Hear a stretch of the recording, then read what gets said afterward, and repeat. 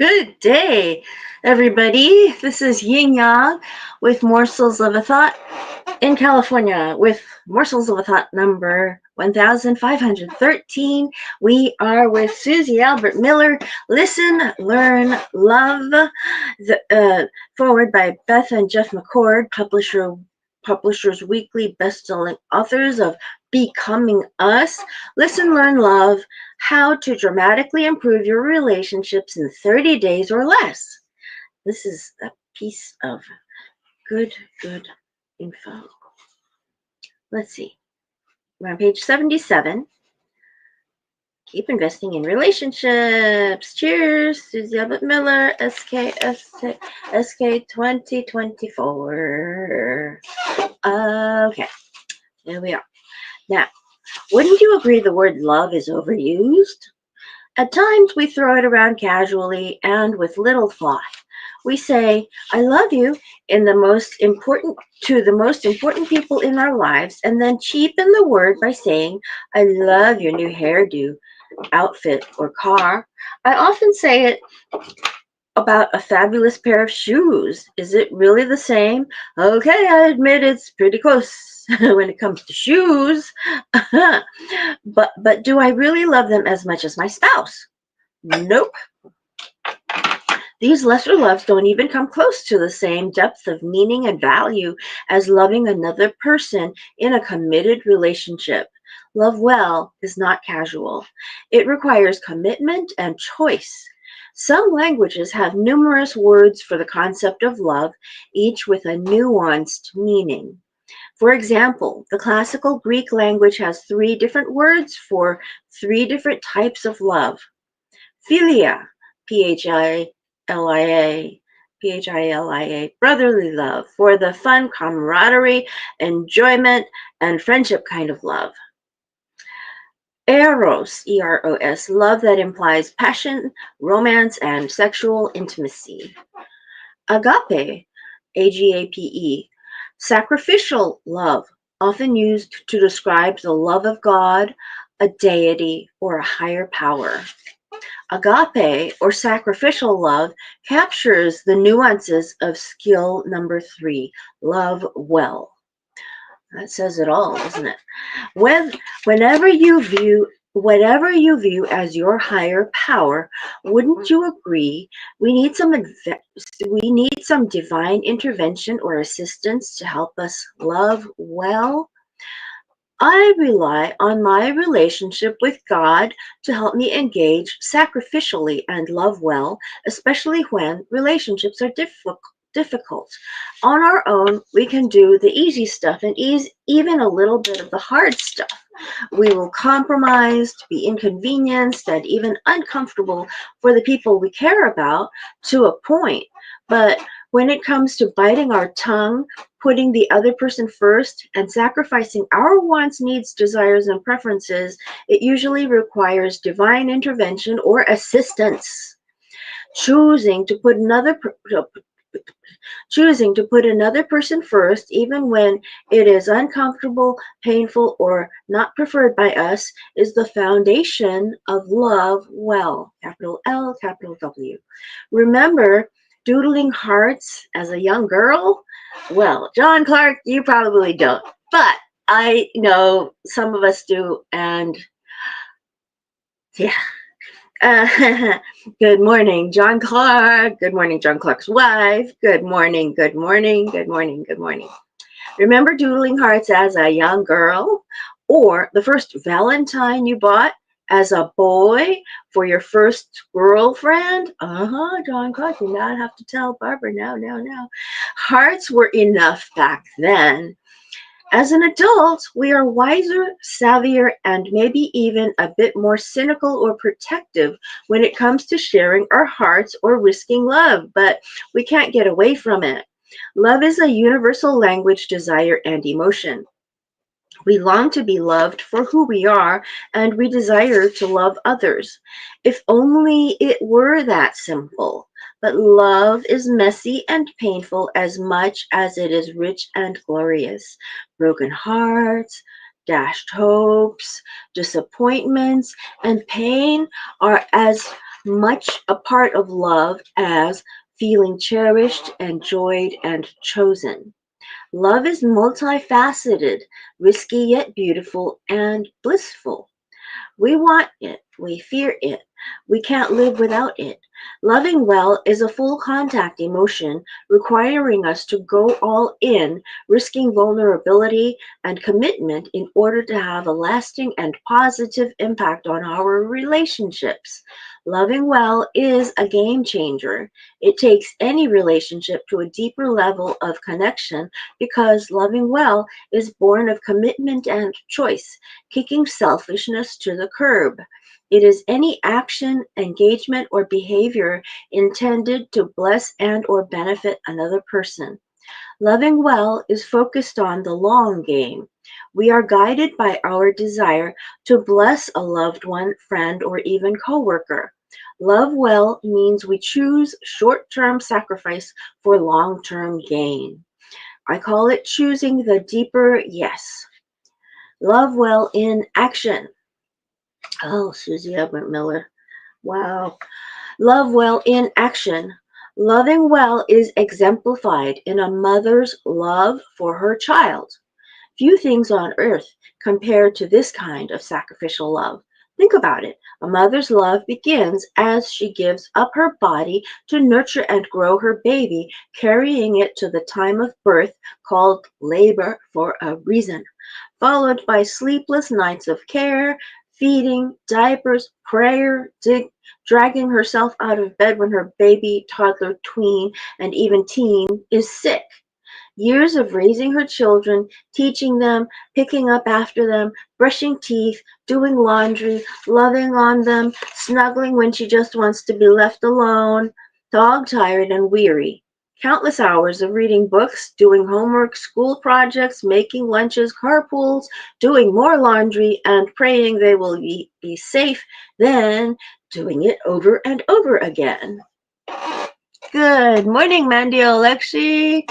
Oh, and I can't see very well. Hello, are we live? Yes, we are, Mandy. Yes, we are. I start at 5:10 my time. I start at 5:10 Pacific Standard Time, and when we go to daylight saving time, it will be 5:10 Pacific Daylight Saving Time. And moms do it because we love our kids, not for gratitude or accolades, but from a place of genuine, unreasonable, sacrificial, heart walking around outside your body kind of love. If you want a quick understanding of love well, spend some time with a mom. This skill requires consciously choosing to put another person's wants, desires, or interests above our own without any expectation of reward, repayment, or recognition. Yeah. Rabbi Shmuley Botich. Rabbi Shmuley, Shmuley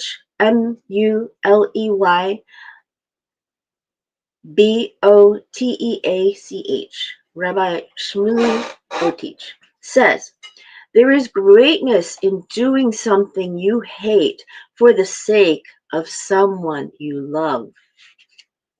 Have you ever been the recipient of this kind of sacrificial love? Think about it. Picture yourself in the moment and recall the feelings of connection, safety, delight, a glimpse of heaven. I want to experience more of those moments, don't you? And I want to give more amazing love well moments to the people in my life. I imagine you do too. That is the ideal. While we aim for ideal, we live in reality. We want to love well and we hope others will do the same for us, but if we are brutally honest, most of us are in relationships where we are not often the giver or receiver of love well. We are just getting by as best we can. Have you ever been in a relationship where you are always the giver, the one who compromises, understands, and just continually sucks it up, bites your tongue, and goes along? Have you ever felt taken advantage of or unappreciated in your marriage, family, or friendships? My guess is we could all answer yes. We have all experienced a time when we were not loved well. Imagine if your spouse acknowledged your feelings of being unsupported in your parenting. Then, during the next tense moment with the kids, they instructed them to stop arguing with you, do what you told them, and speak to you with respect. A sibling. Imagine if a sibling who doesn't assist with caring for aging parents heard the weariness in your voice, picked up some daily duties, and participated in hard conversations and decision making details. What if they apologized for letting you shoulder all the responsibilities? Hi, Gina Potoff. Imagine if one of your friends realized they were taking advantage of your willingness to help and began to give back, offering to drive extra carpools, have the kids at her house, or pick up the tab for lunch. Looking inward. In each of these vignettes, there was change, a choice to love well, capital L, capital WELL. If you were the recipient, would you feel seen, known, and cared for? Would you feel loved well? Absolutely. Wouldn't that be totally awesome and incredible? Take a few minutes and write down a few folks and specific actions that come to mind while you were reading these examples. Who has shown you what it means to love well? Mama. Savor the memories and feelings of times you were loved well. Yes. Good uncle too. Now shift and think about the people and times you have chosen to love well. Be willing to acknowledge your good choices, the times you loved well. I imagine this brought gratifying feelings. Loving well has its own unique benefits. Let's also be honest about our need to grow and ask for some divine intervention to help us love well. Take a few moments to pause a bit longer and evaluate where you need to be the one to make the choice to love well in your relationships. Oh, you've all got that, I think. Love well applies to all types of relationships. Practicing listen, learn, love will dramatically improve your personal and professional relationships. In Listen and Learn Them, we discussed how to specifically apply these skills not only with your loved ones and friends, but also to colleagues, coworkers, and clients. Colleagues, coworkers, and clients. Love well may sound like an odd concept to apply to the arena of work, business, clients, and customers. However, relationships are crucial to success in any business endeavor, and love well is a posture of engagement that benefits the other. While this may be an uncommon practice in most businesses today, successful businesses flourish even in difficult economic times by applying this principle of putting others first. Later in the chapter, I will share some examples to illustrate how love well is essential to creating and or improving business relationships. Love well utilizes both skills, listen and learn them, but it is first and foremost about our motivation and choices. Love well is not keeping score of who sacrifices more. Love well is not using candy, flowers, or any other means to smooth things over and avoid addressing issues after a conflict. Love well is not giving in to another person's whims, especially when it is unbeneficial to them. Love well is not looking the other way when a coworker is dishonest or acts in a manner detrimental to the business. Love well is not compromising your standards or acting against your morality or ethics. Consider this classic example of not loving well. A parent gives in because their child is having a, quote, come apart, end quote, and the parent is too tired, harried, or ill-equipped to deal with it. We have all seen it happen. You may have done it. I know I have.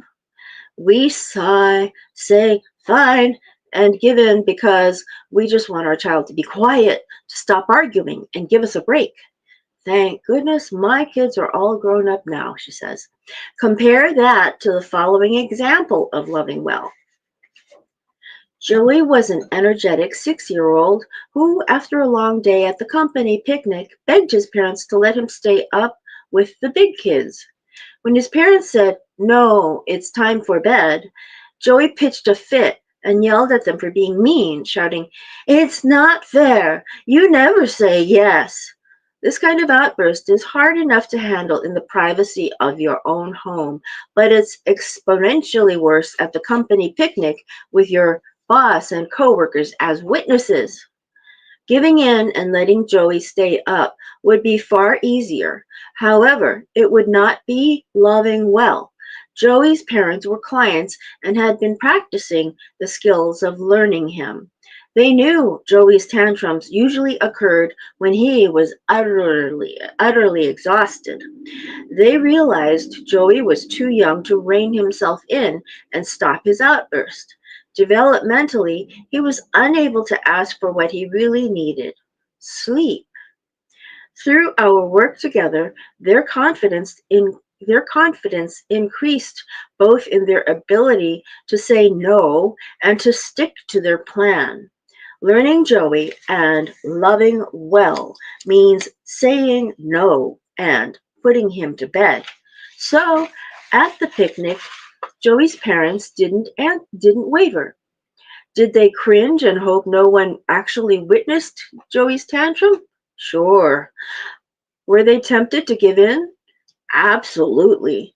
But they chose to love well. They stayed the course. They picked up Joey, carried him to their hotel room, and put him to bed. Was it fun? No. Hard? Yes. But worth it to have a well-rested son the next day, not to mention the respect of their coworkers for having the guts to parent well by loving well.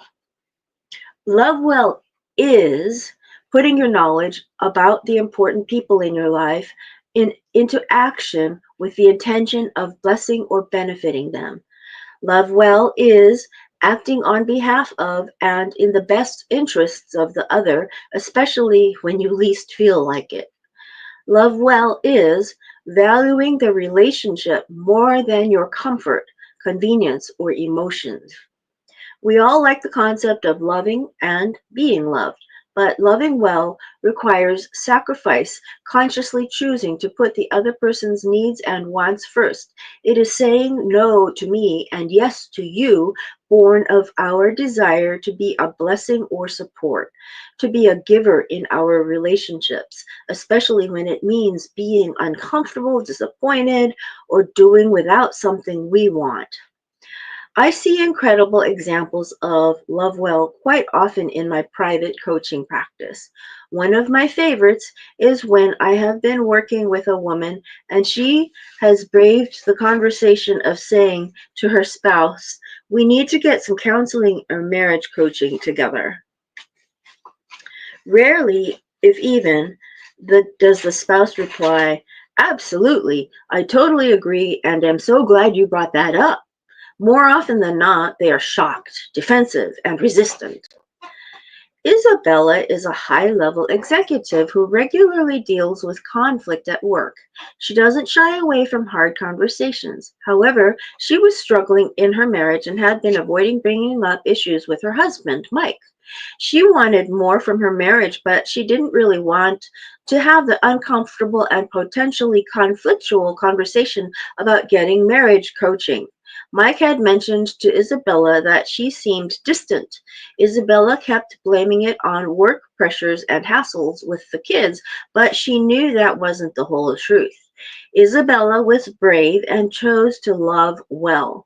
Isabella and I worked on how she would approach Mike about getting marriage coaching. We discussed what words to say and how to handle any objections he might have. By the way, coaching and counseling are different things.